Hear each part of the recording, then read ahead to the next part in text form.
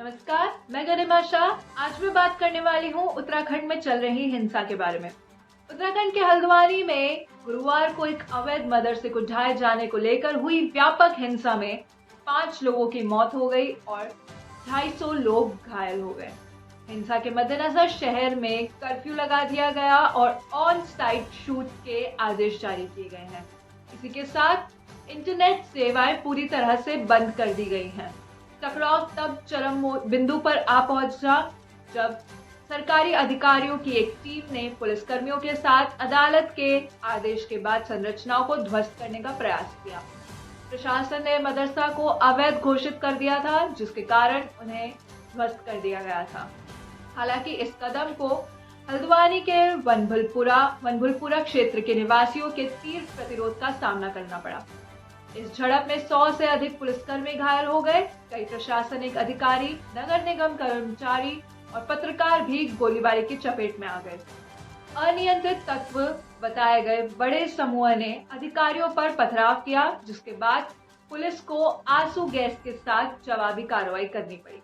हिंसा तब और बढ़ गई जब पुलिस स्टेशन के बाहर वाहनों में आग लगा दी गई। भारी पुलिस और प्रोविंशियल आर्म्ड कॉन्स्टेबुलरी पीएसी की उपस्थिति के साथ किए गए विध्वंस का उद्देश्य मदरसा द्वारा कथित रूप से अतिक्रमण की गई सरकारी भूमि को खाली कराना था। वरिष्ठ पुलिस अधीक्षक प्रहलाद मीना ने कहा कि विध्वंस की कार्रवाई अदालत के आदेश का अनुपालन करते हुए की गई। जैसे ही बुलडोजर ने संरचनाओं को ढाया, महिलाओं सहित क्रोधित निवासी विरोध में सड़कों पर उतर आए। जैसे ही उन्होंने बैरिकेड्स तोड़े और पुलिस के साथ झड़प की, स्थिति तेजी से बिगड़ गई। इसके बाद भीड़ ने पुलिस, नगर निगम कर्मचारियों और पत्रकारों पर पथराव किया, जिसके परिणाम स्वरूप चोटें आई और संपत्ति को नुकसान पहुंचा। 20 से अधिक मोटरसाइकिलों और एक सुरक्षा बस को आग लगा दी गई। नैनीताल की जिला मजिस्ट्रेट वंदना सिंह ने कहा, पुलिस ने किसी को नहीं उकसाया, इसके बावजूद उन पर हमला किया गया। एक पुलिस स्टेशन में तोड़फोड़ की गई और राइटर्स ने पुलिस कर्मियों को थाने के अंदर जलाने की कोशिश की। पीसफुली डिमोलिशन ड्राइव शुरू हुआ।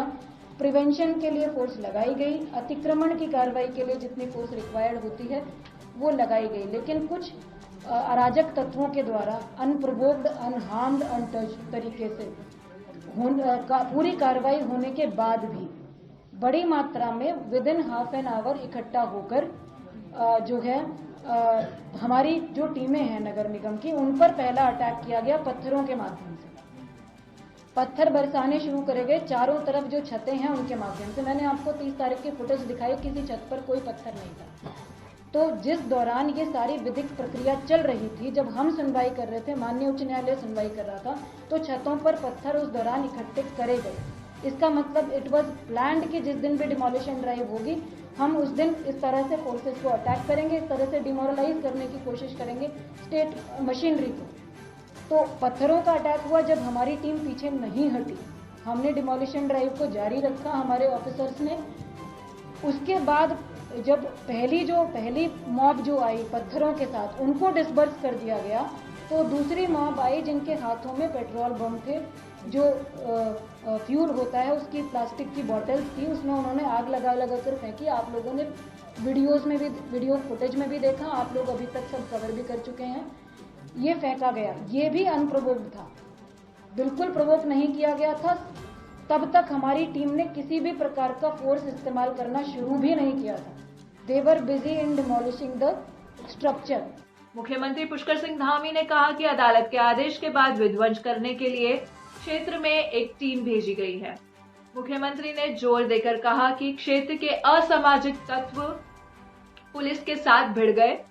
व्यवस्था बहाल करने के लिए अतिरिक्त पुलिस और केंद्रीय बलों को तैनात किया जा रहा है। पुष्कर सिंह धामी ने जनता से शांति बनाए रखने की अपील की है। नगर आयुक्त पंकज उपाध्याय ने दावा किया कि मदरसा और नमाज स्थल अवैध थे। उन्होंने इस बात पर प्रकाश डाला कि हल्द्वानी नागरिक निकाय ने पहले पास की 3 एकड़ जमीन जब्त कर ली थी और संरचनाओं को सील कर दिया था। एहतियात के तौर पर पूरे हल्द्वानी में कर्फ्यू लगा दिया गया है। प्रभावित इलाकों में दुकानें और स्कूल बंद कर दिए गए हैं। स्थिति तनावपूर्ण बनी हुई है। मुख्यमंत्री ने अधिकारियों से अराजक तत्वों से सख्ती से निपटने का आग्रह किया है।